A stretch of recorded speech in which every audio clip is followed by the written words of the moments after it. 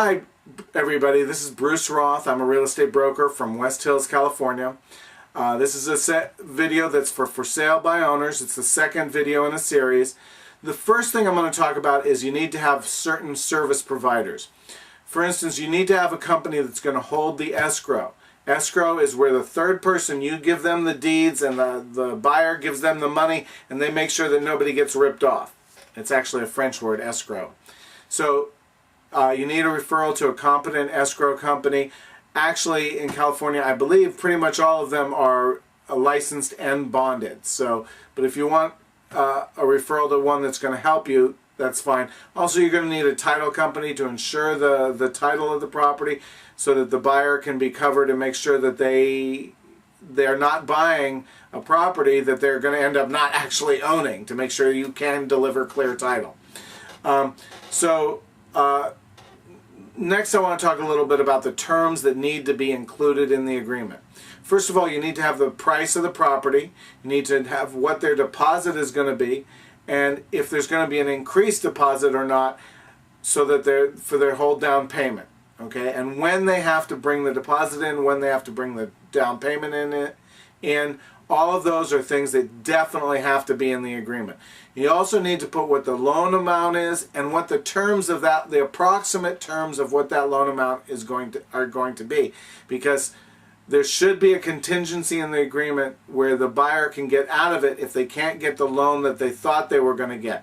It's unfair to them to expect them to sign an agreement that doesn't give them an out. What happens if they don't qualify for the loan that they thought they were going to get? So you need to be very specific so that you're actually binding them, but only to certain terms. So, like for instance, on the making of this video, 4.5% is a rate that you could probably get.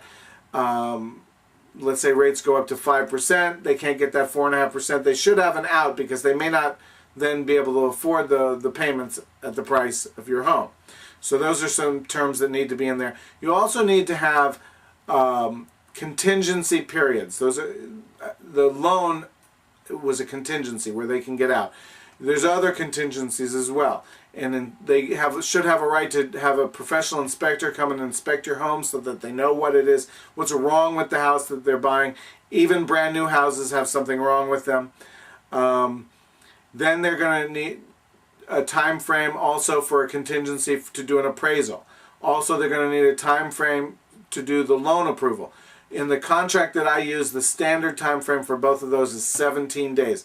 Some contingencies have 7 days, some have 17 days, and there's a way with the contract I use that you can adjust those up or down at your discretion. There's some other contingencies. If you need to know what those are, I'll be glad to talk about those anytime. Just call me. Next, I want to talk about the process. You have the contract, they've done the inspection, you open escrow. That means you put their deposit check into escrow. If there's an increased deposit, you have to put that in.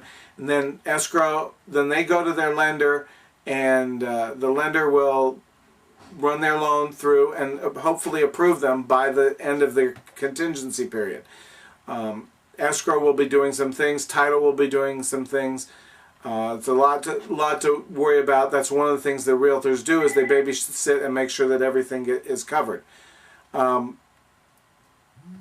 Sorry, my phone's ringing as I record this. So you need to make sure you do all that. Also, you need to make sure that the agreement covers funding the loan. There should be a term for a walkthrough. What that means is that the buyer has a right to re-inspect the property a few days before escrow closes to make sure that you haven't stolen the chandelier, or if you agreed in the agreement, if they're getting the washer and dryer, it should say so in the agreement.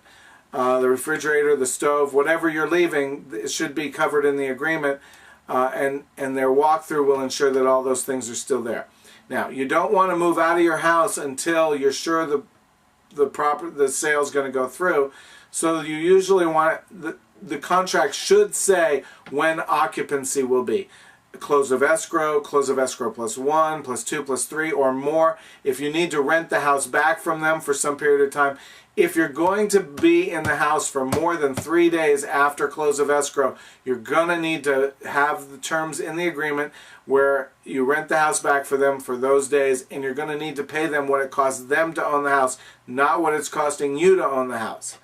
You're going to need to disclose some certain things. The law in California requires that you disclose any material defects in the property that you know about. So don't hide things. You're better off saying it all up front, because trust me, getting sued later is much worse than having a few buyers go away because they don't like what you say.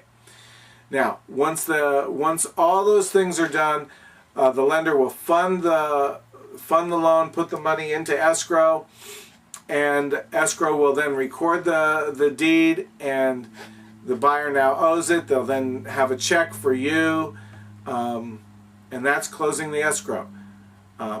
Don't forget to look at my next video where I talk a little bit about a great offer that I have of ways I can help you and help you save some money. Again, look at my next video, and if you want to call me, my phone number is area code 818-921-0150, and my email is bruce@bruceroth.com. I look forward to hearing from you. Have a great day.